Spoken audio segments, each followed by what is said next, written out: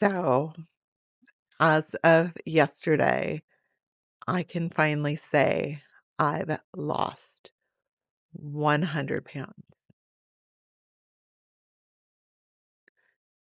That is mind blowing.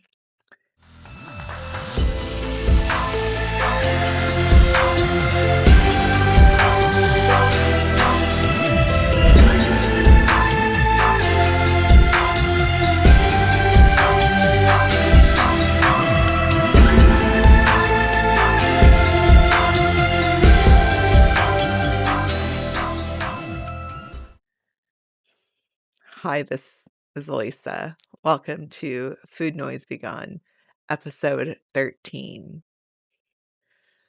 If you don't know me yet, my name's Elisa. I'm currently on a weight loss journey using a GLP-1 since about 4 weeks after I started.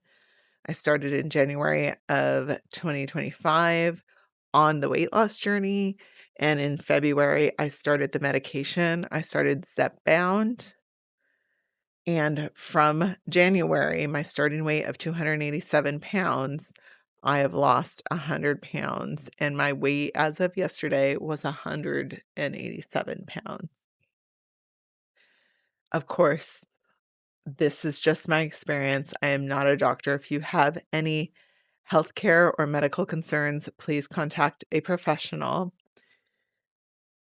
Also, please remember to subscribe, like, comment. I'm so happy you're joining me. And again, welcome to Food Noise Begun. We're going to talk about what it's been like on this journey, saying and actually living the fact that I have lost 100 pounds from my heaviest weight. I'll be honest, those are never words I thought were possible. When I started the weight loss journey, when I started the medication a month in, after having lost, I think, 6.5 pounds, the first 4 weeks working with a nutritionist, counting calories, watching my macros, not really doing anything else besides that for the first 4 weeks. I knew I could lose 20 pounds. I knew I could probably lose 30 pounds if I really stuck to it. But it was last summer when I hit the 50-pound mark that I actually believed getting to goal was truly possible. It was when I passed 30 pounds, so just a little before that, that I actually even set a goal beyond getting below 200 pounds. So that's when I looked up on the BMI chart and I said, what's normal? And normal at my height, because it's just height weight proportion. So at 5'6", 4.5 pounds is what's considered normal BMI. And so I said, you know what? 150 is a nice round number. I don't remember since before I was a teenager being 150 pounds. I remember being 160, 170 pounds in high school. So that's what we set the goal at. Like, so we'd have a direction to go besides sub 200, set that about 30 pounds in. And then at 50 pounds in around June, July last year is when I actually believed we were going to lose more than 50 pounds because we were still going and it was still happening. So I just kept doing all the things. This has been a story of consistency, meeting with my nutritionist, my weight loss coach, having an obesity doctor, taking medications, tracking my food for 400 and some odd days. I'll include a picture. I was like at the top of your fitness pal, your streak. Tracked my food every day since January 17th, 2025. I started walking over 10,000 steps a day by about last summer, and then there were some ups and downs. I'm currently averaging 12,000 steps a day. I started going to the gym 4 days a week. Just recently, I was going 3 days a week for like the last 6 months before. We just changed our workout routine. added an additional day, changed up the exercises to a mix of machines, dumbbells, aspirationally, barbells. We've gotten DEXA scans every 3 months starting last June. We stabilized our lean mass at around 100, I believe it's 115 pounds from the last 2 DEXA scans. So we are at the point where we're just losing fat. The scale weight, the gravity measurement of progress has slowed down significantly. I would estimate we're losing a quarter to a half a pound a week, but it comes in whooshes. I can go 3, 4 weeks where it just bounces, and I'm just tracking these very small losses at the low weights, and then it'll, like, drop 2 or 3 pounds. And then in between that, it might look like Thursday over Thursday, which is my shot day. It might look like we've gained. There will be a lower weight in there somewhere. So my coach says, she's like, I used to only track low weights. Throw away all of the higher weights. They're just fluctuations. And I actually really enjoy tracking the daily weight. So A, I don't miss the low weight. And B, so I can see how my body reacts to sleep, to electrolytes, to working out, to a few more carbohydrates, all the things that cause fluctuations. I've been able to kind of flatten those spikes, but you're still going to retain water. You need to eat carbohydrates, you need electrolytes. Sleep is a challenge at least 4 days a week when I commute into work, so it's just not gonna be perfect. I like salty foods, I'm a salty girl, so it's really challenging for me to balance the potassium and the sodium, and then if generally they're too high, even if they're balanced properly, you're gonna retain a little water. Carbohydrates pull what they call glycogen into your muscle when you work out, that's the inflammation, it's helping you recover. It's all good, it's healthy, but it is 1 to 3 pounds of water weight completely mask a quarter to a half a pound of weight loss. It makes it appear like you are in a stall. But I like to say, like I mentioned before, I like to not miss the low weight. So I weigh myself every day. I analyze what I did the prior day. I make sure I get PRs, personal records on like continuing to get stronger. I feed everything into ChatGPT and let it kind of analyze things, let me know where to make adjustments.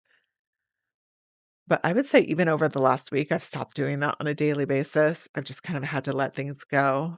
Now, I will be honest, I was really waiting for this last whoosh. I was starting to get really nervous, but I could see it. I could see we were right there. I'm like, just a few more pounds.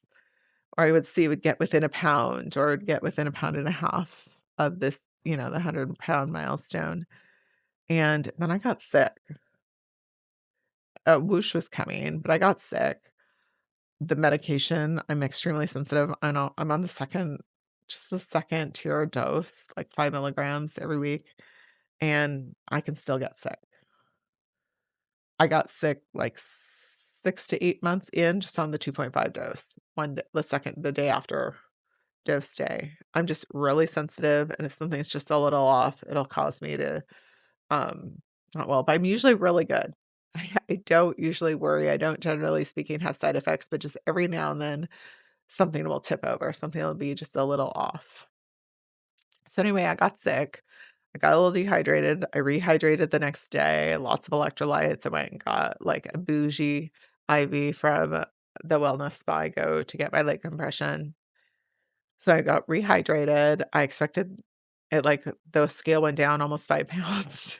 I expected it to go back up like 6 pounds. Like it didn't. It only bounced half the way up. So I think what it was is like my muscle, and I had to postpone my leg day. I think it just caused the whoosh to push out all the excess water. Oh, Eddie's trying to say hi. They don't want to see your butt, Eddie. And yeah, so I think it just pushed the whoosh that was coming, that was due. So, scale actually went way past the 100-pound mark, I'll be honest. It went all the way down almost to the obesity line. So, I'm also within at 185.4 pounds. I'm where it crosses from BMI of obese to overweight. So, it got within like a couple tenths of that when I was like empty. And the body was empty and there was no excess water or food in me. And I knew that was real. I knew it was a ghost, but it was kind of comforting to know it was there, to know it was waiting for me, that next milestone. So I still weighed myself every day. I still counted it. I counted after when the scale bounced down when I got sick last fall. I counted it when I had one of the reasons I didn't start medication right away in January was because I had a colonoscopy. And, those days when you clear everything out of your system, my weight went down. And then it took another like week or two before it actually got down that low again. Because when your system's empty, you have artificially low weight. And that's just not real. So, anyway, I rebounded a couple days after last Friday, but not all the way. I went back up to like 187 point whatever. And then yesterday was at 187.0. And like I said, our initial weight when we started in January working with our weight loss coach was 287. So this was exactly 100 pounds down. I expect over the next week or so, it's going to bounce up and down. And that's totally fine. Again, that's normal. But I still wanted to take a moment to appreciate the milestone we're at, talk about the fact that things are super slow now. We're in that, I said before, I've said on Instagram, I'm in my body recomp era. And it's just because what I said before is that if you have 1 to 3 pounds of water fluctuation, losing 0.25 or half a pound or even 0.75 pounds, anything less than a pound a week, the fluctuation is going to be greater than the weight loss, than the fat loss. So that's okay. We are in June going to get our next DEXA scan. I expect we'll continue to reduce our overall fat, even if our weight hasn't changed as much. Size 10s fit me really well now. They were a little snug when I first started fitting into them. Now I can go in and pretty reliably pick up a size 10 at the store, which means I can pretty much fit into anything. A size 10 is almost always available. I do think my goal size is a size 6'8", probably more of a size 6. That's the point where I said if I'm at a heavier weight, not at 150, and I'm a size 6, I might call it. But it's gonna depend on how I feel, depend on what my body fat percentage is, depend if I like how everything looks and how everything feels. I wanna minimize loose skin. I wanna get rid of as much subcutaneous fat as possible. So, body composition is really important to me. How I fit in the clothes, not just the clothes that fit, but how they look. Like, do things look smooth? Do things look put together? Does everything feel firm? So yeah, that's my goal. 150 is still the direction I'm headed. It may not be the destination, but still the direction we're headed. We're 100 pounds down. That's 35% weight loss from 287 pounds and 33% weight loss from where I started the medication at 280.4. So 33% loss on medication. That exceeds the averages. So I'm not complaining. 35% overall. I If I am headed towards my goal weight, I will not hit 50% weight loss. That's just, I know some people like to say they lost half their weight. I don't imagine I'm going to get sub 150. That's just given my steady lean mass of 115. Getting below 150 doesn't make sense, and I would have to get below 150 in order to say I lost 50% of my body weight. I have no desire to say I lost 50% of my body weight. I have a desire to get sub 30%, closer to 25% body fat. I have a desire to minimize the look of subcutaneous fat. I have the desire to fit into a size 6, single digit consistently. I would love to say I have a normal BMI, which is 154.5 pounds. So yeah, those are my aspirations. So it gives me another, what is it, 30, 35 pounds left to go. Could be 20 pounds, it could be 30 pounds. Again, we'll assess as we get there. If I truly am headed towards the 150 mark, it's probably over a year out because incrementally there will probably be months between now and then where the scale doesn't move. Compositionally, we'll be improving and the strength will probably be improving. I may take maintenance breaks because being in a deficit for a long time is really stressful to your system, and I have been in a deficit for, what is it, 14 months? It's a really long time. I feel really good. I feel really healthy. So, I'm continuing as is.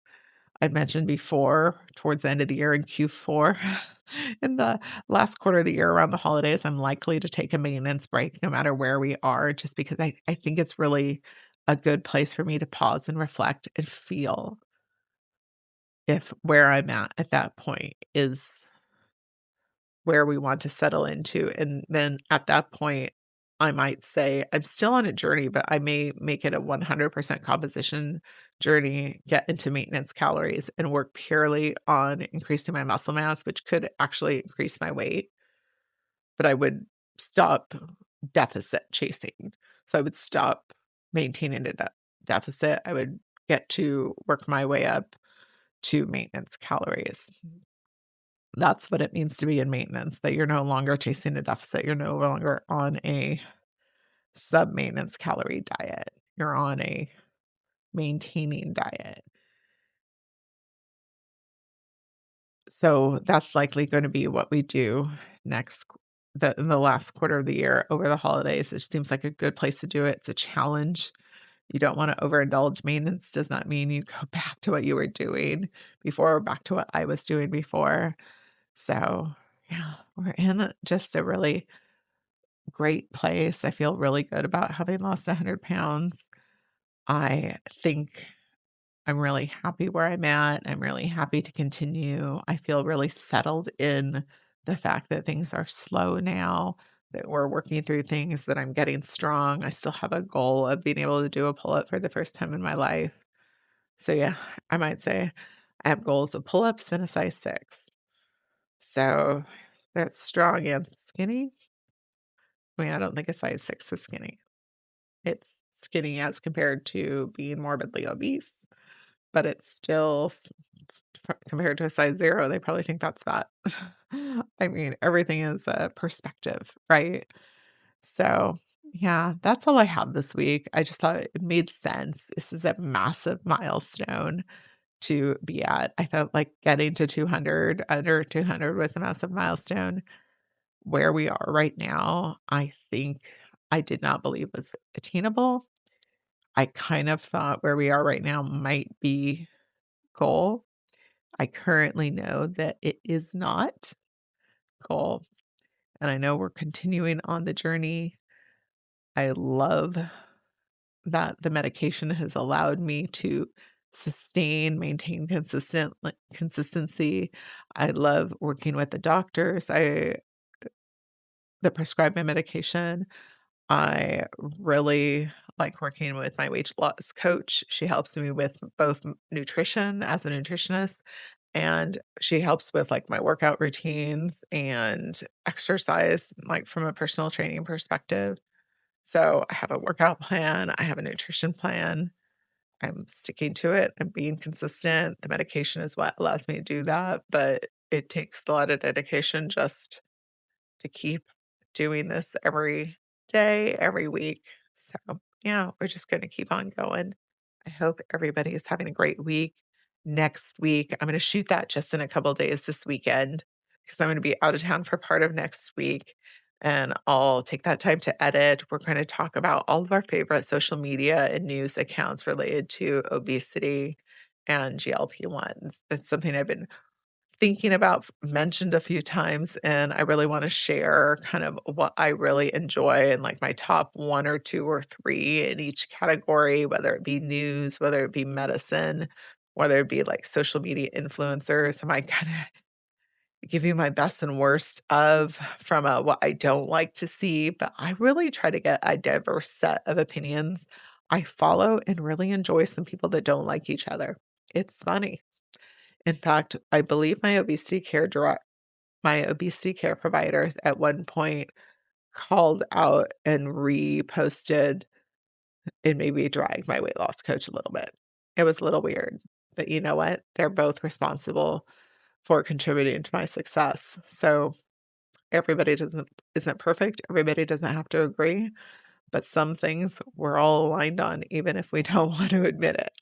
So I think that's a positive in today's world. I hope everybody has a great week. I hope everybody is achieving all of their goals and that you reach yours. Peace.